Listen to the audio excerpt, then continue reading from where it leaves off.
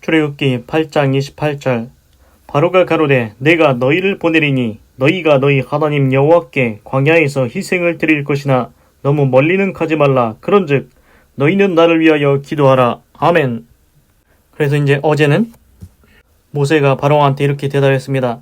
가로되 그리하면 불가하니이다. 우리가 우리 하나님 여호와께 희생을 드리는 것은 애굽 사람의 미워하는 바이온즉 우리가 만일 애굽 사람의 목전에서 희생을 드리면 그들이 그것을 미워하여 우리를 돌로 치지 아니하리이까. 우리가 사흘길쯤 광야로 들어가서 우리 하나님 여호와께 희생을 드리되 우리에게 명하시는 대로 하려 하나이다. 그렇습니다. 이집트 바로왕은 이제 네 번째 파리 재앙 때문에 해를 받으니까 이제 괴로우니까 모세와 아론을 불러서 그러면 너희가 이집트 땅 여기서 하나님께 희생 제사를 드리라고 했습니다. 그러니까 모세가 그렇게는 못하겠다고 했습니다. 그러면서 이제 그 하나님께 희생을 드리면은 이집트 백성이 우리를 이제 돌로 칠 거다. 그래서 안 된다. 그래서 우리는 하나님 말씀대로 사흘길쯤 광야에 가서 하나님께 희생 제사를 드리게 해달라 이렇게 얘기했습니다. 28절 바로가 가로되 내가 너희를 보내리니 너희가 너희 하나님 여호와께 광야에서 희생을 드릴 것이나 너무 멀리는 가지 말라. 그런즉 너희는 나를 위하여 기도하라. 그렇습니다. 이제 바로가 이렇게 대답합니다. 그 모세의 말을 듣고 바로가 가로되 내가 너희를 보내리니 그렇습니다. 바로가 말합니다. 내가 너희를 보내겠다. 근데 바로가 말로는 입으로는 내가 너희를 보내주겠다. 너희들 말대로 3일길쯤 광야에 가서 하나님께 드려라. 이렇게 입으로는 얘기하지 않습니까? 내가 너희를 보내겠다.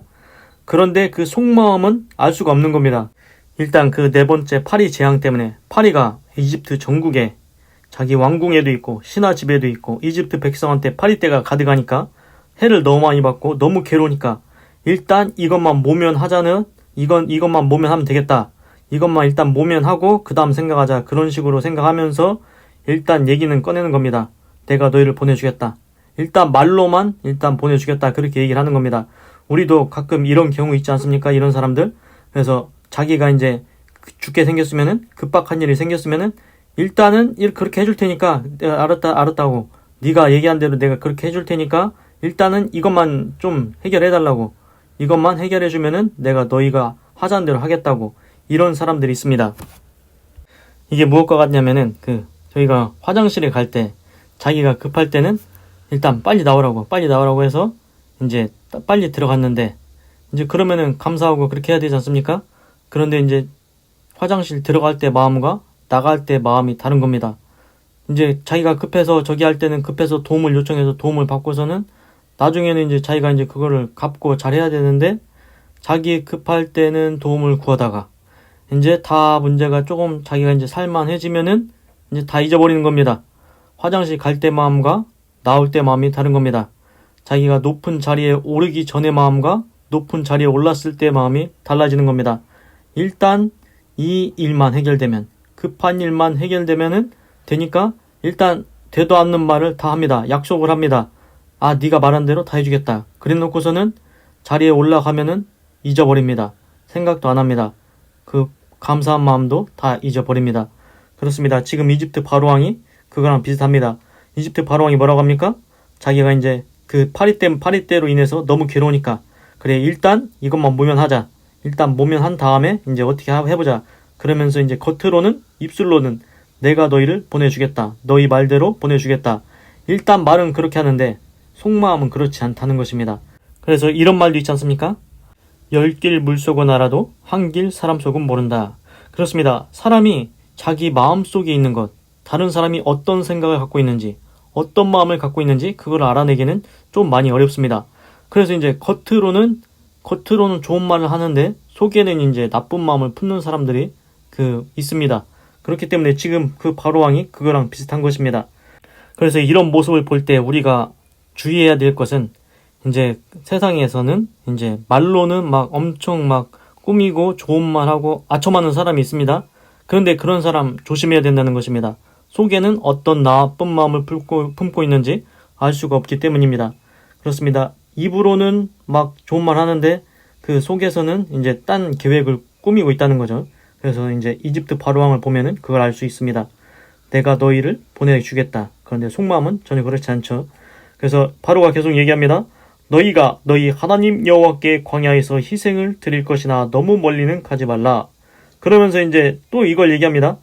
이제 모세야, 네 말대로 너희들이 이제 하나님 여호와께 이제 광야에서 가서 희생을 드려라. 근데 너무 멀리는 가지 말라. 이것이 이제 자기 마음이 조금씩 이제 드러나는 겁니다. 그래서 너희들을 보내준다고 얘기는 했는데 이제 멀리는 가지 말라는 것입니다. 그러니까 이스라엘 백성들이 이집트를 그냥 나가버릴까봐, 이집트를 떠나서 가버릴까봐 이제 그것이 좀 이제 마음속에 이제 걱정이 되는 것입니다. 쟤네들이 나갔다가 하나님께 희생제사 드리러 간다고 했다가 가버리면 어떻게 하지? 그 마음이 있는 것입니다. 그래서 너무 멀리는 가지 말라. 이 단어가 웃기지 않습니까? 너무 멀리는 가지 말라. 그래서 너희들을 보내주겠다고는 했는데 너무 멀리는 가지 말라. 그래서 속마음은 보내고 싶지 않다는 마음이 딱 드러납니다. 그렇습니다. 이집트 바로왕은 겉으로는 입으로는 보내주겠다고 했지만 그 속마음은 너희들 나는 놓고 싶지 않다. 너희들을 붙잡아서 노예로 종으로 계속 부려먹고 싶다. 그 마음이 계속 있는 겁니다. 여기서 이제 드러납니다. 너무 멀리는 가지 말라. 그래서 이제 이것을 통해서 또 뭘 알 수 있냐면은 그 사람과 계속 대화를 하다 보면은 그 사람의 이제 말을 할 때 그 사람이 이제 이런 식으로 이집트 바로왕처럼 너무 멀리는 가지 말라. 보내주긴 하겠는데 너무 멀리 가지 말라. 이런 이제 자기 속마음이 조금씩 드러납니다. 그래서 이제 지혜로운 사람은 그것을 이제 캐치되는 겁니다. 그래서 지혜로운 자는 그 마음의 속생각을 길어내느니라 이런 구절이 있습니다. 그렇습니다. 지혜로운 사람은 그 마음에 있는 속생각을 길어내기도 합니다. 알아내기도 합니다. 그 예를 들면은 어떤 식으로 알아내냐면은 민감하고 곤란한 질문 있지 않습니까?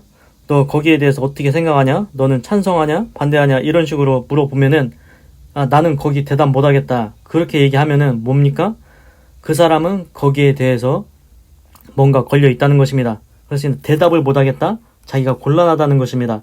그렇습니다. 그거를 통해서 그 마음의 속생각을 조금 알아낼 수가 있습니다. 그리고서 이집트 바로왕이 또 이렇게 얘기합니다. 그런즉 너희는 나를 위해서 기도하라. 이집트 바로왕이 모세한테 자기를 위해서 기도해달라고 합니다. 이집트 바로왕은 하나님을 믿지도 않습니다. 하나님을 인정하지도 않습니다. 그리고 기도도 자기는 안 합니다. 그런데 이집트 바로왕이 신기하지 않습니까?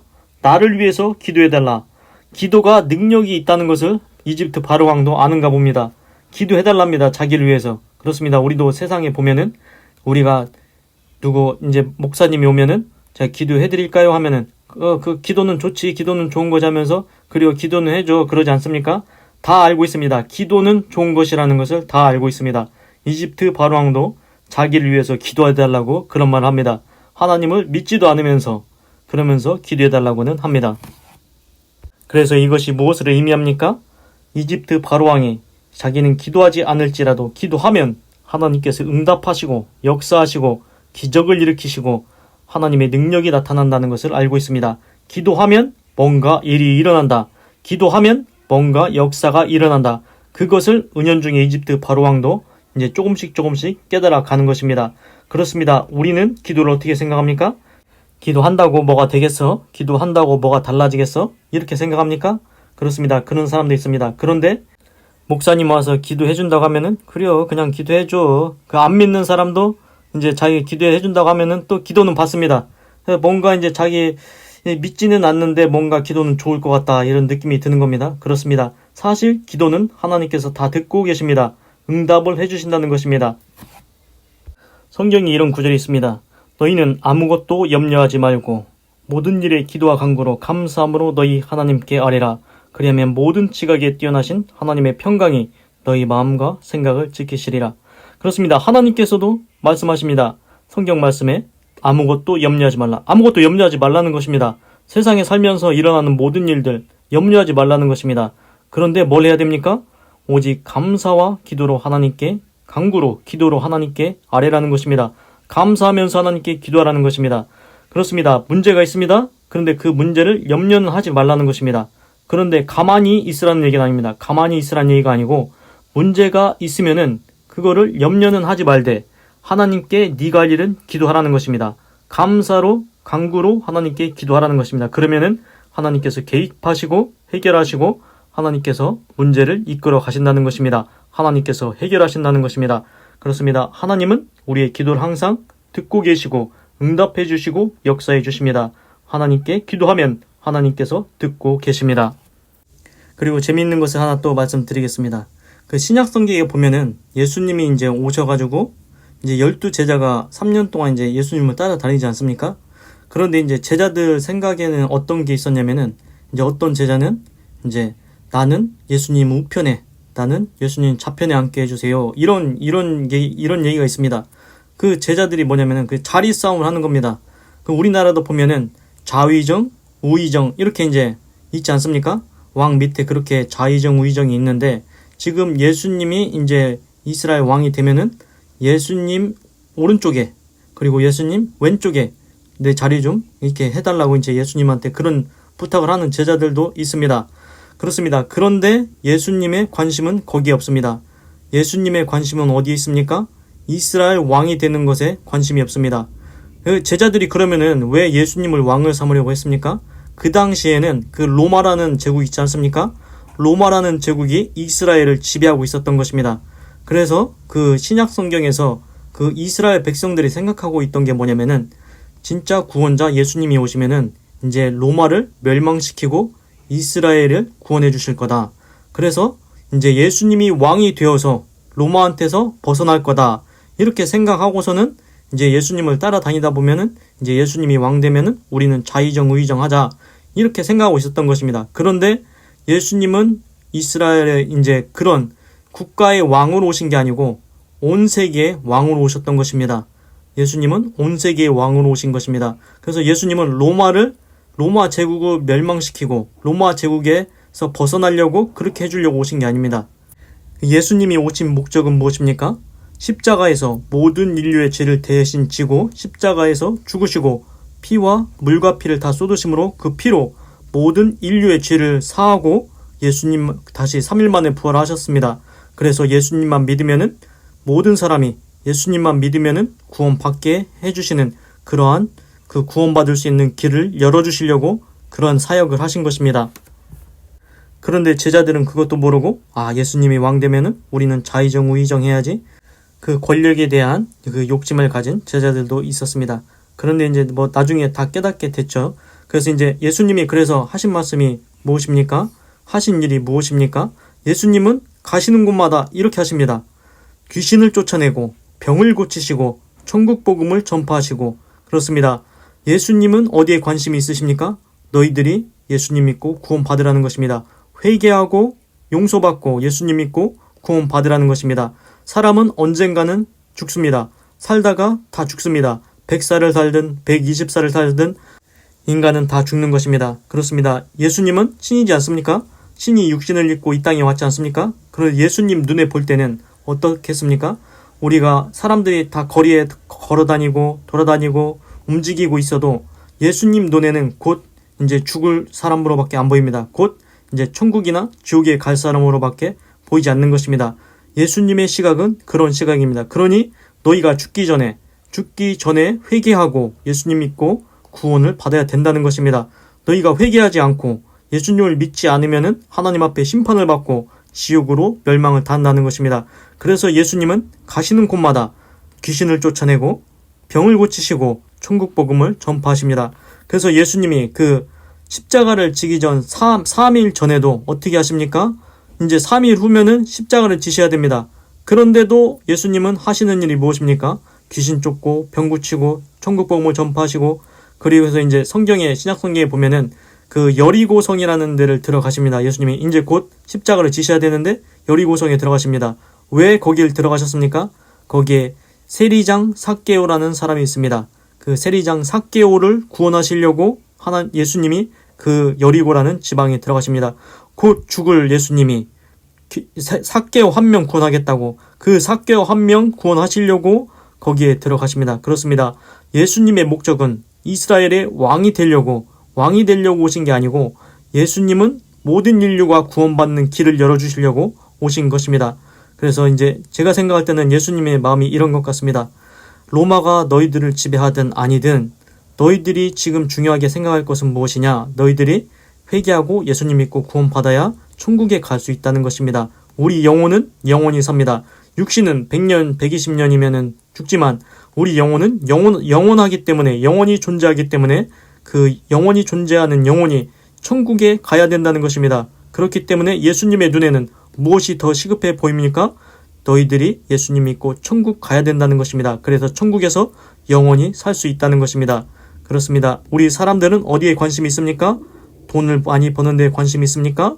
명예를 얻는데, 권력을 얻는데, 다 그런 것에 관심이 많이 있습니다. 물론 돈을 벌지 말라는 얘기도 아니고, 명예를 얻지 말라는 얘기도 아니고, 권력을 얻지 말라는 얘기도 아닙니다. 무엇보다도 뭘 먼저 해야 되겠습니까? 내 영원히 존재하는 내 영혼이 천국은 가게 해놓고 살라는 것입니다. 내가 회개하고 예수님 믿으면은 내 영혼이 천국은 맡아 놓았습니다. 천국은 갈 수 있습니다. 내가 죽은 후에 천국에 갈 수 있게 해놓고 그 다음에 돈을 벌든지 권력을 얻든지 명예를 얻든지 하라는 것입니다. 그것을 하지 말라는 얘기가 아니고 먼저 회개하고 용서받고 예수님 믿고 내 영혼이 천국문에 들어갈 수 있도록 해놓으라는 것입니다. 그래서 이제 예수님의 이제 제자 중에 베드로라는 제자도 있는데 이제 안진뱅이가 돼가지고 구걸하는 사람이 있었습니다. 그러면서 이제 베드로가 또 지나가니까 성전에 들어가려고 하니까 한 푼 줍쇼 이렇게 했겠죠. 그러니까 베드로가 뭐라고 얘기했습니까? 은과 금은 내게 없거니와 내게 있는 것으로 내게 주노니 나사렛 예수 이름으로 일어나 걸으라. 그 말을 듣고서는 그 사람이 안진뱅이였는데 그것이 나아가지고 일어나서 걸었습니다. 그렇습니다. 베드로도 예수님의 제자입니다. 근데 베드로도 은과 금은 없답니다. 지금으로 따지면 나는 돈은 없다. 그런데 내가 가진 것이 있다. 무엇이냐? 예수 그리스도의 이름이 있다. 그렇다. 예수 그리스도의 이름으로 일어나 걸으라는 것입니다. 그렇습니다. 예수 이름으로 우리가 구원을 받습니다. 꼭 예수님 믿고 구원 받아야 되겠습니다. 기도하겠습니다. 하나님, 오늘은 출애굽기 8장 28절을 읽고 묵상해 보았습니다. 이제 이집트 바로왕이 네 번째 파리 때 장원이 너무 괴로웠는지 모세와 아론을 불러서 이집트 땅에서 희생 제사를 드리라고 했습니다.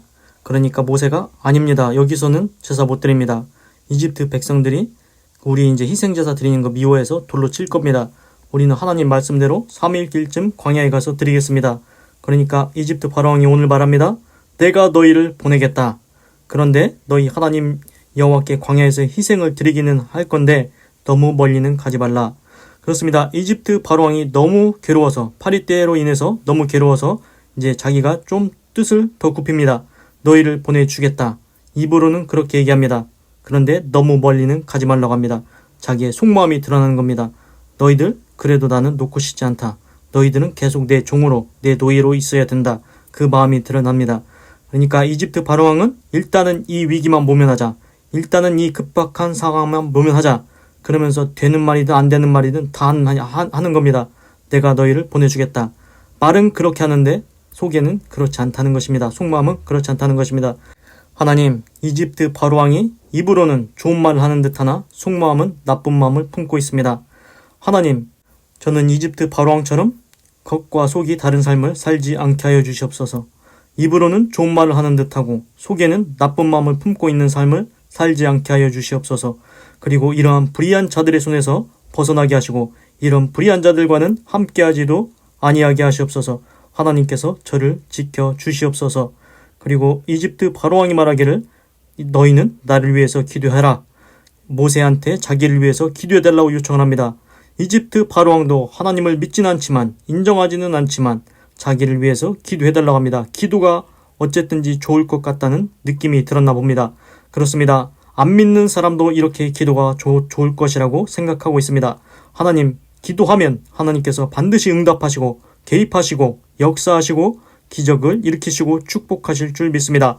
하나님, 저도 하나님께 항상 기도하게 하시고 하나님께서 기뻐하시는 믿음의 기도, 하나님께서 연락하시는 믿음의 기도, 하나님의 역사를 일으키는 믿음의 기도를 하게 하시고 하나님께서 그 기도에 응답하셔서 하나님의 뜻이 아름답게 이루어질 수 있도록 도와주시옵소서. 하나님, 그리고 예수님의 목적은 우리 영혼이 구원받는 것이었습니다. 돈이나 권력이나 명예에 있었던 것이 아니고 예수님은 일어나면 하시는 일이 귀신 쫓고 병 고치고 천국 복음을 전파하셨습니다. 그렇습니다. 예수님께서 초점을 두신 것, 집중하신 것은 우리 영혼이 구원받기를 원하는 것이었습니다.